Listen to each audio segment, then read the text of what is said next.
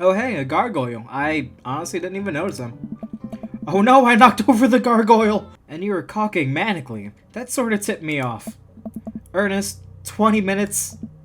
Dad. Sweet Manchego! He's so upset that it took so long.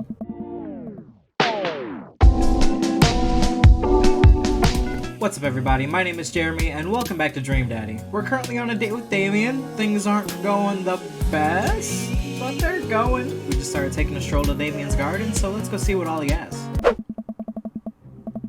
Oh wow, this is beautiful. Damien takes me around the back of his house, where a variety of flowers flourish in beautifully landscaped rows. A small stone path weaves through it and butterflies flit lazily through the air. My garden. It's beautiful. Thank you. Victorians took flowers and floral arrangements very seriously. You see, it was considered uncouth to discuss personal and romantic relationships in public, so lovers and friends alike would use bouquets that send secret messages to each other. Each flower and plant is symbolic of different feelings. Interesting. Even more interesting is that one flower could mean completely different things depending on the other plants it's paired with. One had to be extremely careful, as even the style in which the ribbon was tied around the bouquet affected the message. Damien leans down and plucks a gorgeous bright orange flower off of a vine. Lilium bulbiferum, the orange lily. What do you think this one means? Orange. My loins are ablaze. Thou art the tightest. 3 cheers for sweet revenge. It's kind of bright colored, so I'll go with the first one. My loins are ablaze. Does he? The orange lily is actually symbolic of pure hatred. So nothing but loins? Well, and that's precisely why floral arrangements are so challenging. What's your favorite type of flower? If I think I know what a snapdragon is, if it's what I'm thinking of, I'm gonna go with the snapdragon. Cause they're cute, and you can do that thing where you squeeze them and it looks like they're talking.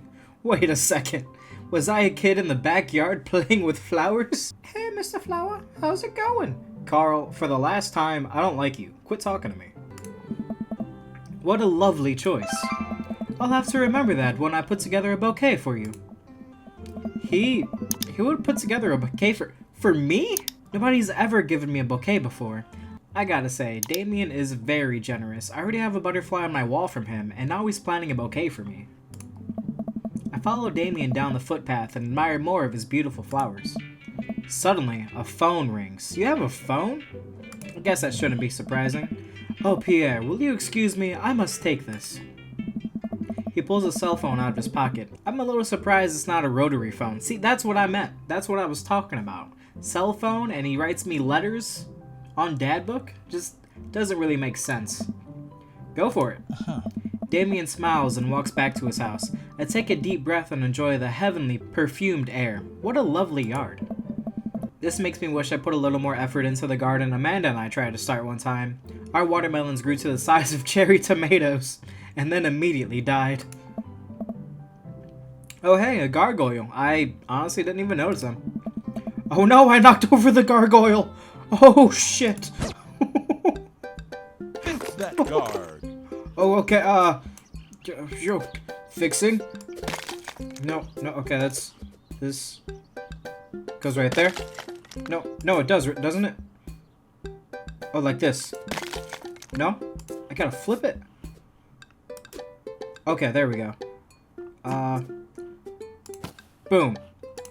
Okay, that's the head. Don't need that yet. What are those boobs? Those aren't boobs. Like this?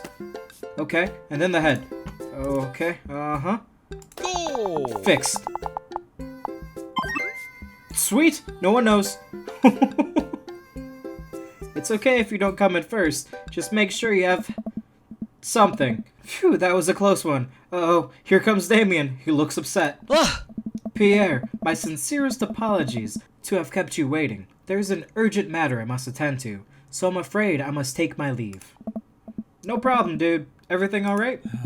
Damien worries the hem of his coat with his fingers and looks away. Everything is perfectly fine, but it's Lucien. What's wrong? He appears to have, well, his teacher needs me to come to the school post-haste. Do you need help? Oh no, you don't have to.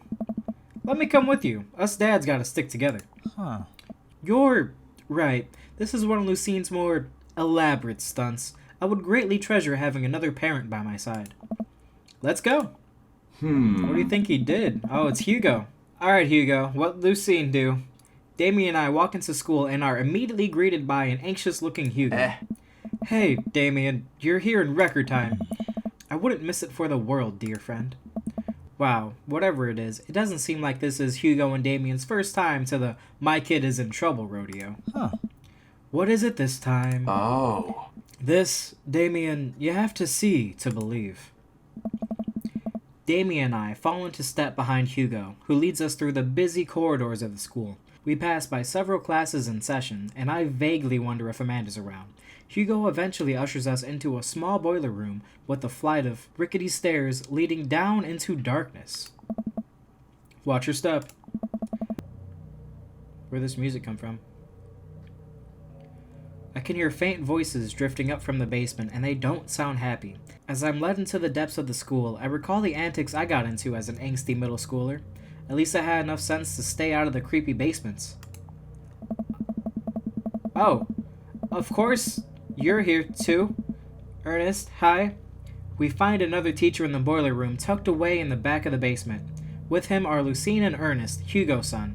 Lucien has a bloody nose. Were they fighting? Thanks for coming. I can't make heads or tails of this. I look around the scene of the crime and see a bunch of bricks and some masonry tools scattered around. What are you guys doing? What happened here? Ernest punched me. Lucien tried to kill me. Oh my. The room falls silent. Oh, okay. I was not trying to kill you, dumbass. I was just trying to build a brick wall around you and see what would happen. You promised me there was wine down here. You tricked me. Whoa, wait a second. Lucien, did you try to cask of Amontillado Ernest? I'm neither confirming nor denying that. I turn to Damien and whisper to him. What's cask of Amontillado? It's a classic Edgar Allan Poe short story where a man gets his enemy drunk, lures him down into the cellar with a promise of wine of a fine vintage, then buries him alive behind a brick wall. That sounds exactly like what he was doing. It's a lovely story. So wait, Lucien, you tried to do that to him? I was curious to see how it would turn out. I wasn't actually gonna leave him there. What was the thought process here? That Ernest was just gonna sit still while you slowly build a tomb around him? Well, it worked for like 20 minutes because he's an idiot, but then he realized I had lied about the wine. And you were caulking manically. That sort of tipped me off. Ernest, 20 minutes? Dad... Sweet Manchego. He's so upset that it took so long. It took you 20 minutes? Son, we just did an entire 2-week unit on the cask of Amontillado, and it took you 20 minutes to realize Lucien was leading you into an elaborate ruse? Did you even read the story? I read the first 5 pages, and then read a review of the movie. What? It's only 5 pages long, and there's no movie! Haha, yeah, you're right. I paid Lucien to read it for me. That really backfired. Actually, he didn't even pay me. So when you think about it, this was me teaching him a lesson. Damien and Hugo both have their heads on their hands. You guys are always telling me to engage in the literature, and I did. I didn't see a problem here. Alright, I'm filing this under what the hell. Don't do whatever that was again. You two are both suspended for a week. Ernest and Lucien high five. The teachers start to stomp up the stairs. Hugo, I'll cover your class. Take your son home. Mr. Bloodmarch, you too. Thank you for your mediation. We all head up the stairs and out of the school in tense silence. At least Amanda didn't get suspended. Lucien, Damien, and I pile into my car and begin the drive home. Lucien immediately puts his hood up and stares out the window angrily.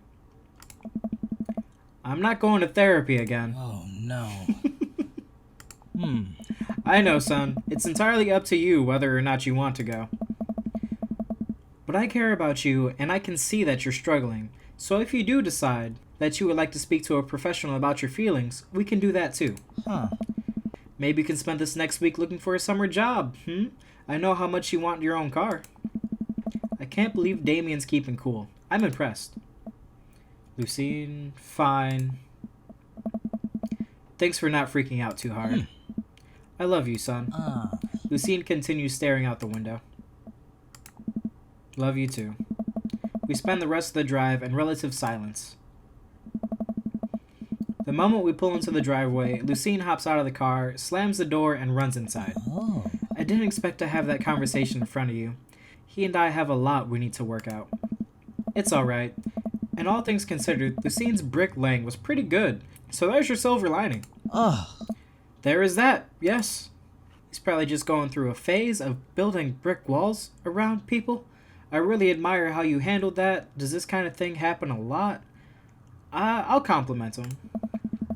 You were a lot more diplomatic with him than I would have been. I just want what's best for him, and I don't think yelling at him would do either of us any favors. It really does. You're a good dad. See you around soon? It would be my honor and my pleasure. Damien bows with a flourish. Classy. I come home to find Amanda curled up on the couch with a blanket, watching TV. I plop down next to her. Yo! What you watching? Tiny House Hunting Brothers, Extreme Edition. Ugh, I hate this show. The couple on screen bicker back and forth while standing in an extremely small house made out of recycled bottles. The Tiny House Hunting Brothers watch them with bemused expressions, both of their heads touching the low ceiling. I told you I wanted a 2-bedroom, 2-bath, shabby chic cottage. This house doesn't even have a bathroom. But honey, the outhouse is only 20 yards away. It's not that bad. I am not pooping outside, Greg! Why don't they just get a regular-sized house? I don't know. How'd afternoon tea go? It got strange. We had to go to the school and pick up Lucien since he tried to...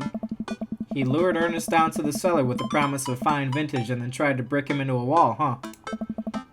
How did you know that? Has everyone read the story except for me? Lucien live-streamed the entire thing. That's ballsy. I like it. This entire day is beyond me. But otherwise, it was a fun day. That Damien guy's a character, but he's really good company, and a surprisingly diplomatic dad. I dig his style. You know what? Me too. Date complete. Alright. To mess a few things up, I'll take a B here. Maybe even an A.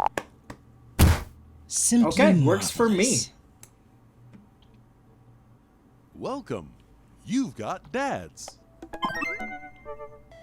Oh, hey Greg. What's going on? Hey buddy, so I have a favor to ask. Robert invited me over for a dinner. I know it's kind of a faux pass to invite another bro, but I've known the guy for years and I still can't get a good read on him, and I know it's gonna be super awkward, so if I go by myself, will you please come with me?